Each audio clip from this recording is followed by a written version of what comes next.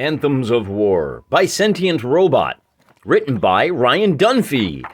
This game includes an introductory scenario that allows you to put it all together. We are going to do a simple 5-on-5.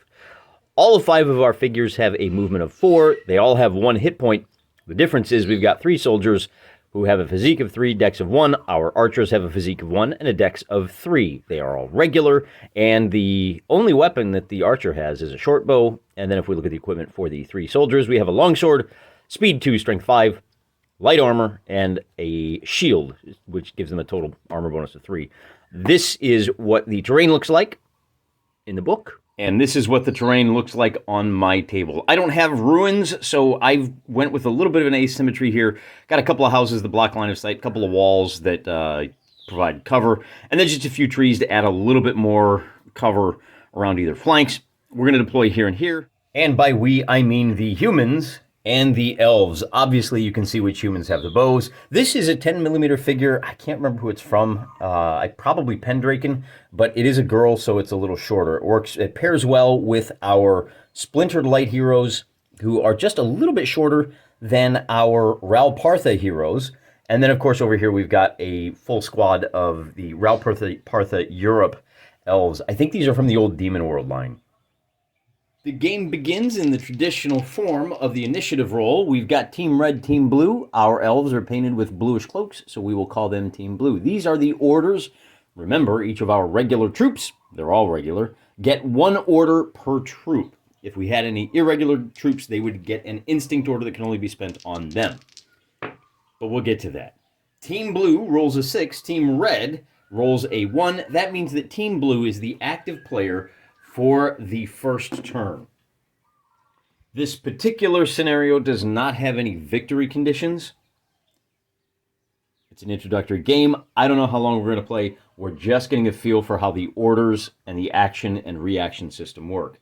We are going to expend 1 order to move one of these archers in a double move. A double move is a single action that allows the archer to move 6 inches to here. This action did not specifically target a member of Team Red. No one is in range. No one has any potential to interfere.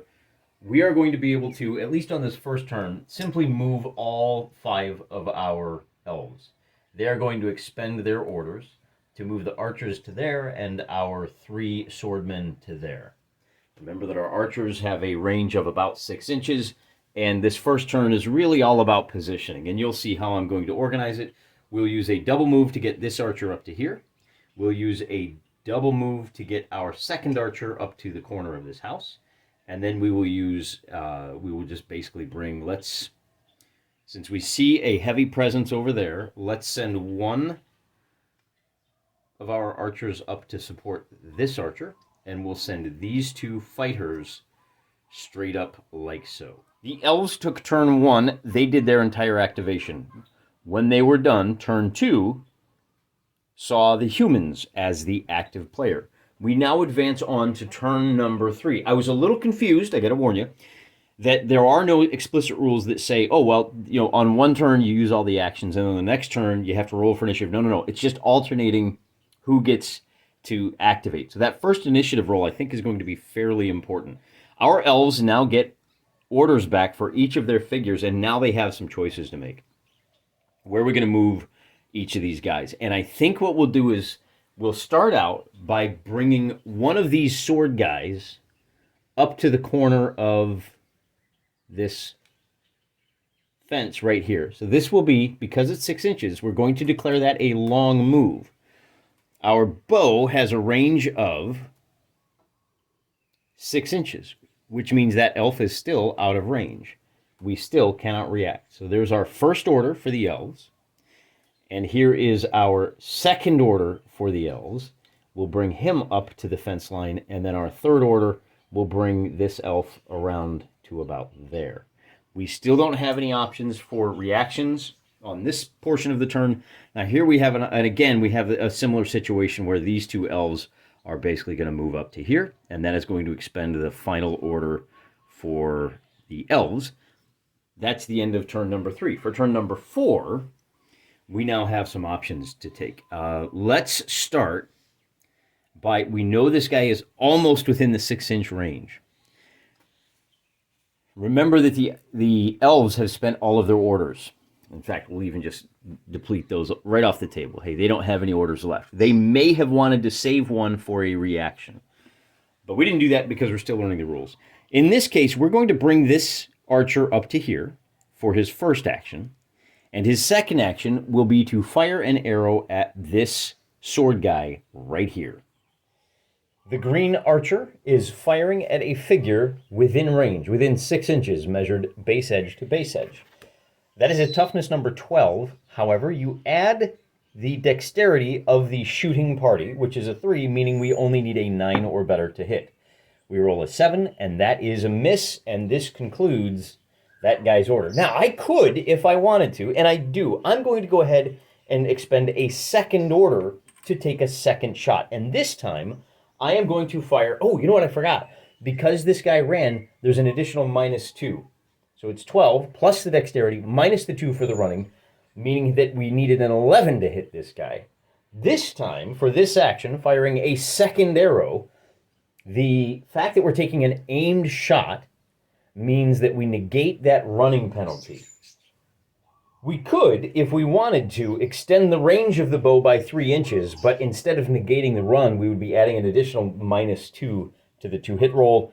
We don't need to do that, don't want to do that. Our second arrow is fired. We still need a 9 or better, and with a result of a 20, we have a critical hit. The critical hit means we have scored 2 successes, and our elf is going to have to make 2 armor checks. If we had any orders, the elf could have responded with a dodge, but we don't, so he can't. An armor check is simply roll a d20. You're trying to get 8 or better. Subtract your dexterity from that. He needs a 7 or better. Also subtract your armor. Wearing light armor, holding a shield, means the toughness is knocked down to a 4, but you also add the strength of the weapon. Bows have a strength of 5, meaning we need to roll a 9 or better. Did I get that backwards? I did. This guy is rolling. He's the active guy. So it starts at 8. And then we add to the toughness number. No, we got it right. So you subtract how hard it is based on how heavily armored you are. He needs a 9 or better. So he gets a 19, blocks one of those. But with a result of a 6, he is going to eat an arrow and he goes down. We can sacrifice this archer, and we're going to do it. We're going to expend another. That worked so well. This time, we're going to find out what happens when you shoot at a guy who is behind cover. He has a speed of 1, so we roll our d20, and with a result of a 6, he's going to miss. The hard cover is a -2. And I think that's good for our archer. I think it's time to bring up some support. And in that regard, I think what we'll do is we'll bring this guy up with a double move to park him there, and then we're going to stop.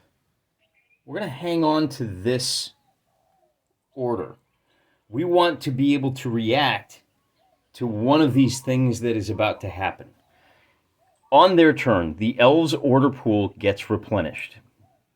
And I guess I probably could have left a little bit more room over there. So there's the 5 orders that the elves have. I see.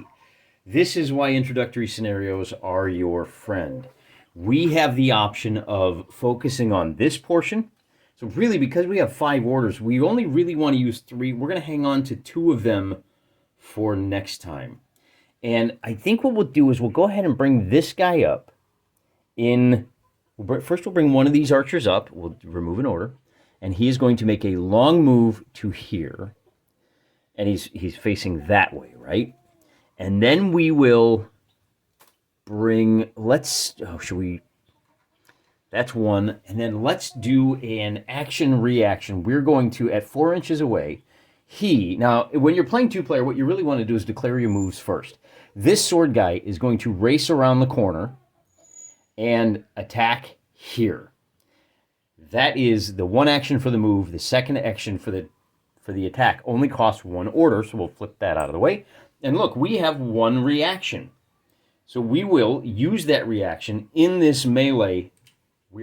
To make an attack, you roll a d20 for every point of speed your weapon has. Both weapons have a speed of 2. However, because our human is making a reaction, she only gets to roll 1 die. Well, she can roll 2, but if she rolls 2 d20, both of those dice are going to be at -2. We're going to go ahead and stick with the 1 altogether.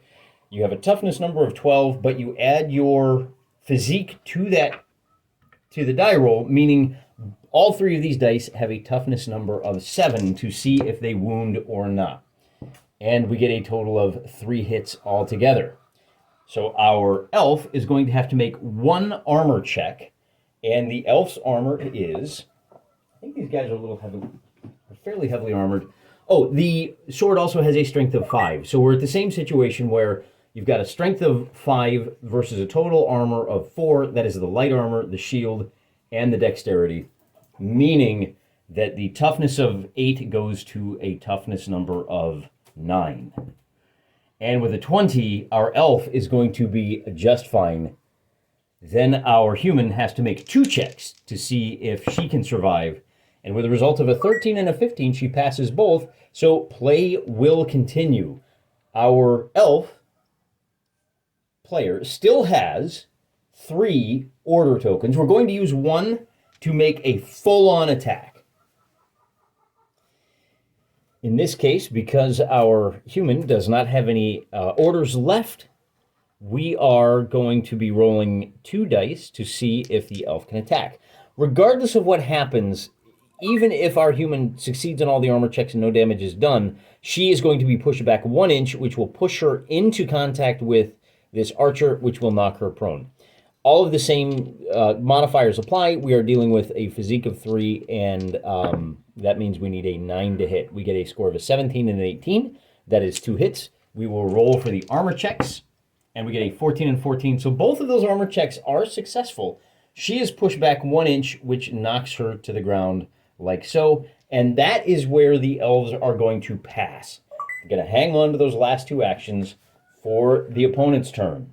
Or maybe not. When you knock an opponent prone, when you push them back, you can choose to follow up. We will take that option, and we're going to spend 1 more order to make an attack. When you attack a figure that is lying on the ground, that is prone, you are at an additional +5. So we have our toughness number of 12. That goes down to 7 because of the prone. It goes down to 4 because of the strength of, or the physique of 3. Looking for 4s, we get a 4 and a 9. Those are 2 hits. And then we roll a 15 and a 19. And man, the human player is going to try something. Oh, where's his order? There it is. We have 1 last reaction order. The human player is going to expend 1 order to bring his elf into contact. He's going to have to come around his prone ally and stand in the road right there. So the elf is now making an attack. Does our swordman want to counterattack? Yeah, let's go ahead and see if we can put that elf, that archer down. What that means is our human is going to be rolling 2 dice as the active participant. The missile weapon, this might sound a little weird, but basically the archer still has a speed of 1. He's only going to get to roll 1 die. The bow has a strength of 5. That still applies. Our elf swordsman says, you know, I'm going to go ahead and roll twice. I'm going to go ahead and take the toughness number of, so we'll work our way through it. With a physique of only 1, our archer is only going to hit on an 11. With a physique of 3,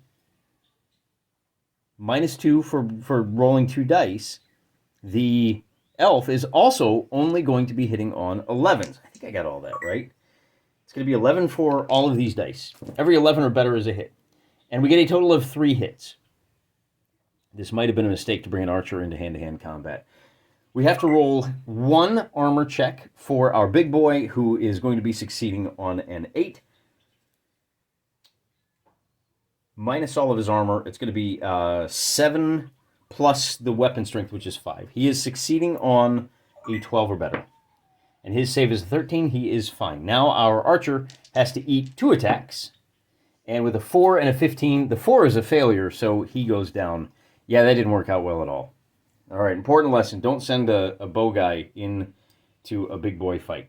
How far away are we here? We're about 6 inches away So we can't really help her. And I'm going to take our dead guys off the table just so that we don't have any confusion about who is prone and who is not. Now we got to stand our fallen warrior up. That costs 2 inches of movement, and she still has enough to make an attack. She will be able to attack unopposed because the elf has no reactions. She is going to roll a 10 and an 18, and that is going to be a total of, so it's 12. Physique of 3 means we're hitting on a 9. So that is going to be 2 hits. Our elf is going to roll a 16 and an 18 and is going to succeed on both accounts. Cannot do a long action because our active player has had to stand up. In fact, by standing up, if the elf had any orders left over, this warrior would have been subject to a reaction. We're going to stop right there with 3 orders available for reaction on the elf turn.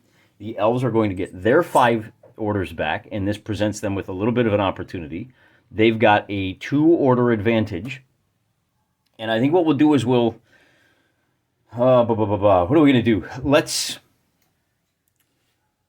We've got a shot here. Is that just out of range? It is. Let's bring this guy up with a full move order. That is a run action, and that's 1 order. We have 4 left, and then we are going to go ahead and use a full action here to attack. And instead of a counterattack, this sword guy is going to use a block action. In this case, I am going to start with the block action. If we score a result of a 12, but we have a shield, that means our result is an 11, but we have a physique of 3, that means on an 8 or better, we cancel out all hits.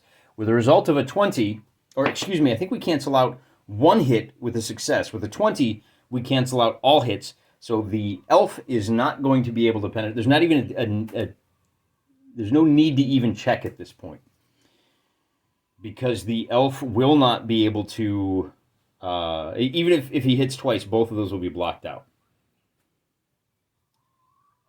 Then we're going to, who's the active party here? I think it's still the elves, right?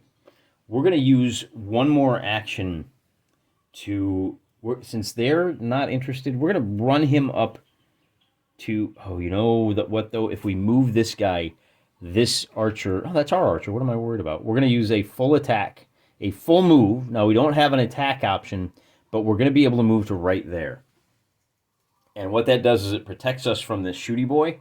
Maybe it draws some aggro from this guy, but he's more than 4 inches away, so I don't know if he can even reach to attack. In fact, let's do that. Let's bring him over here. That way we'll keep him out of that 6-inch range, right? We'll bring him like to right there. And then we'll call it quits. So what did we do? We used 2 actions. We used a move and attack. We brought this guy up, we did an attack, and then we did a full move with that second guy. And we're going to save 2 of these orders for the opposition's turn. The humans get their 3 orders back, and on their turn, they're going to bring some assistance up. At 5 inches away, he's not close enough to be able to execute an attack. But I think he can at least close to here with his first action. Hold it. Before he even gets to that point, when he's right here, we're going to use a reaction to shoot him with this archer right here. That archer has a skill of whatever, it's 13. We know that that's a hit. He is going to have to make an armor check. The human does. Oh, hey, Biscotti. And with a 15, he is successful. So that arrow effectively missed. Then we can finish the move and put him in contact. I think that's it for the order. We used a double move. We got into contact with this guy. And now we're done. Now we have the option of attacking a guy who is outnumbered. We'll use one of our attack actions to attack with, you know, our girl boss has been girl bossing like a boss. So we're going to use her to attack. They have the same profile. It doesn't really matter. But I think because we have the second man in contact, there's an additional +2 to that attack roll. In retrospect, I don't see any benefit to fighting your opponent by outnumbering your opponent when you attack them, except for, at least in the basic game, unless you're attacking their 180-degree arc, which is not the case here. So maybe we've made a terrible mistake.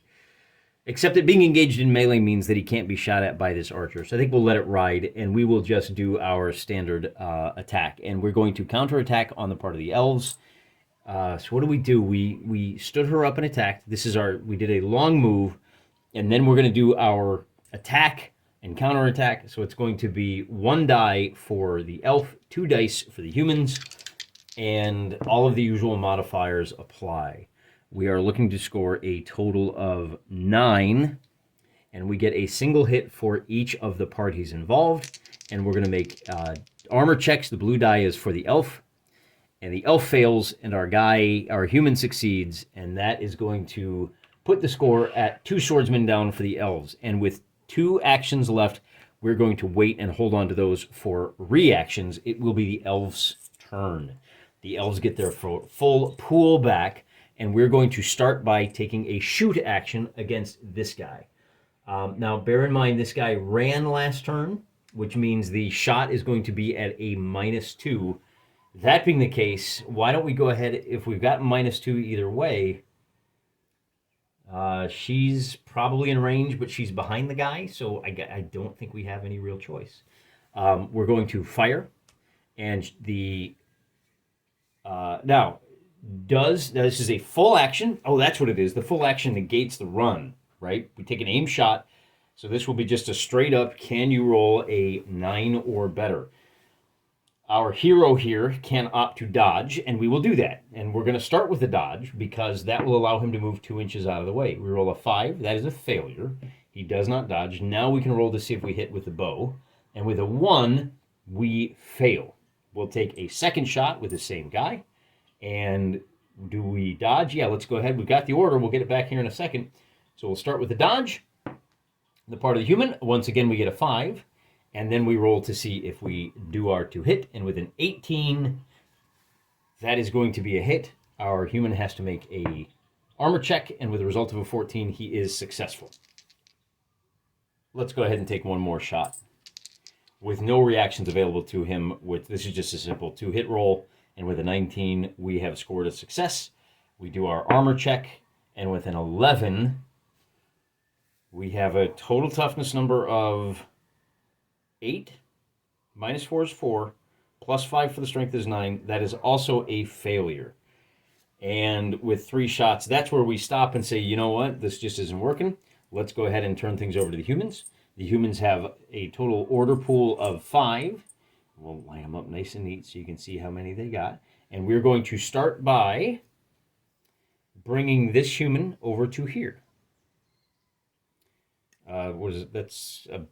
Is a straight line measurement. 6 inches puts the human right there. Hide crouched behind the wall. Do we want to take a shot? Yeah, let's take a shot right here. We'll take our reaction. So there's our move for the human. We're taking a shoot reaction. As a full move, this is going to be at -2. Total toughness number of dexterity of 3. -2. So +1 to the attack roll. We need an 11. With an 18, we hit, and we'll put the figure right there. With an 18, we hit. Make our armor check of 16. We're successful. And our swordsman, our swordsman goes to there. That is the first. In fact, we could have executed a dodge. Wait. No, we couldn't, because that's the active. All right, so move to there. Then we're going to do likewise with this guy. We're going to move him around to here. Oh, that's an archer, isn't it? Let's move this archer to here. The archers are just not having any effect whatsoever. Let's go ahead and fight right. Ooh. So this is where there's a little bit of a bluffing game. We have 1 reaction left. If we fight here... Yeah, let's fight here. So it's going to be a fight and a fight. The human is going to get to roll 2 dice. The elf only gets to roll 1. The human rolls an 8, which these are both definitely failures. Oh, wait. Yeah, that's right. The elf rolls an 8, is looking for a 12, -3, and 9, so that's nothing but failures. And now we can execute an undefended attack by this guy. A full-on attack. We're going to try to push him back. Do we push him back? No, we're not. We're going to bring her up, and we're just going to do a regular attack on that guy. And that means that she is going to get to roll 2 dice. He gets to roll Bupkis. She rolls a 2 and a 4. which is a miss and a miss. And at that point, we say, you know what? We're going to hang on to our orders. The elves now have 5 orders left. And because these guys are all engaged in combat, there's nobody left to shoot at unless we want to use this archer to shoot at this guy. And I think this is where things get a little bit more interesting. We are going to use 1 order to execute a full-on attack and sidestep on the... Let's fight our tough little Chiquita, okay? Mama Bear, that's who we're fighting. Mama Bear says, you know what? And this is a full-on attack and sidestep, which will allow him to get away from this guy. Mama Bear says, I'm happy to counter. We are going to roll 1 blue die for the human and 2 red dice for the elf. We get the human scores a 2 hits. The elf scores a single hit. So our elf now has to roll 2 armor checks, and our human has to roll a single armor check. They are all looking to score, so we get a 20, which is successful for the human. We have a failure for the human, and we have a success for the elf. Only got hit once. So the human finally fails and goes down and out of the fight. The score is now 2-2. The elf executed a sidestep, but I guess because she's down, he can step out of the way, which frees us up for another shot from the archer. We're going to go ahead and dodge in response. Our dodge check is, we're looking for a 12, plus your dexterity is 11. He's going to dodge 2 inches away from the shooter or into cover. So he dodges back to here, and we don't even roll for the shooter at that point. We have 3 more actions for the elves, which we're going to hang on to for the human turn. The humans now have 5 actions. Did I get that right? He did the sidestep. Now it's the human's turn. Yep. So now our human is going to be able to... Wow, with 3 reactions, things get a little tough. Let's start here. Let's bring this human up. First action, close and make an attack. So you move up to 4 inches. We're going to try to... Should we block? We don't have a shield. What's our counter here? I think we want to... Can we dodge a melee attack? No, you cannot. You can only dodge when you are not in melee, which means the only option we have is for our archer to counterattack. Did I miscount? I feel like I might have shorted them 1 action there. I think I already pulled it away. Attack, counterattack, and it's going to be the human is rolling 2 dice with the longsword. There might be a penalty for a fumbled attack roll, but I'm not doing that. This is the basic game. We're trying to get the orders down. The human scores 1 hit. I'm getting my dice colors reversed, aren't I? My human scores 1 hit. The elf has to make an armor check. And with a 1 fails, and that elf is now the 3rd elf to go down. Now, because we are... Now, in the advanced game, there are rules for bravery. At the start of your turn, if once half of your forces have gone to the ground, have been killed, or they are unconscious, everybody has to make a bravery check, or you have to spend an order on them moving away. That's for the advanced game. We're not doing that right now. We're just playing to, what do we call it? Best first one to lose 4 guys. We'll follow up on that success. We are 4 inches away from this archer. Spending an order to make a move and a standard attack. We get 2 actions for the humans using the red dice. We'll use our archer to counterattack. I mean, we might as well, right? And our archer is going to score a total of, we need a 12. We're using our physique, which is 1. That is a miss. The 7 is a miss. Meanwhile, our human, once again, this is one of our girl bosses. She scores a 13 as 1 success, meaning the elf has to make a armor check, and the symbol is a 20, which is an outright success. So let's go ahead and burn 1 more attack in melee. We'll do a counter attack. So we're right back to 2 dice for the human, 1 die for the elf. You know what? Let's do a push attack, actually. Because if we push the elf into the wall, the elf will go prone, and that will make it easier on the next turn. The elf misses. I did it again. I got my colors reversed. The elf only had 1 attack, misses. We get 2 hits with the human, and in fact, this counts as a 3rd hit, so the elf has to make 3 armor checks, and the result of a 3 is a failure. That is the 4th figure down, and I think we're done.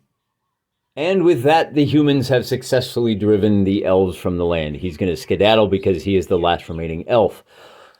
Kind of an interesting game. I think the order and the action-reaction system allows you to do something that you see in other games where you can kind of direct the action where you want it to be. You don't have enough orders to do everything you want all of the time. So you kind of pick which corner of the battlefield you want to look at right now. And you kind of zero in on what's going on over here. And then your opponent might not care so much, so he's going to try to zero in on what's going on over here. You shift the focus. It's all kind of going on at the same time. It's just that from the rules perspective and from the moment of resolution perspective, you're only looking at one little corner at a time. And then once that corner gets resolved, you can go over to the other side. Or there's a little bit of a push-pull, a little bit of a tug, a little bit of a tug-of-war over where we're going to focus our efforts on now. I'm really glad I played the easy introductory video, because when we start factoring in magic and bravery, things are going to get a little bit out of hand, and the game is going to take a lot longer. I really think this is probably going to shine as a 2-player game. I don't even know how you would do it as a multiplayer game unless you divvied everybody up into teams, because you don't have a whole lot of orders, and if you have to divide your focus among multiple people, you're quickly going to run out of those orders, which is part of the game. I didn't realize that because your orders replenish at the start of your turn, there is a serious game of brinksmanship. How far do you push your luck? How many orders do you retain because you might need them for reactions? There are some interesting subtle things going on in this rule set, which is the hallmark of a quality rule set. I think the replayability is going to be very high. I'm probably going to muddle through the game a few more videos at least, but I suspect that the mental load is a little bit high for one player to be able to manage 2 forces. We may need to come up with some kind of an AI. Ryan Dunphy, author of Anthems of War, if you're listening, that might be valuable. But I really think that the complexity of the game is well suited towards head-to-head matchups.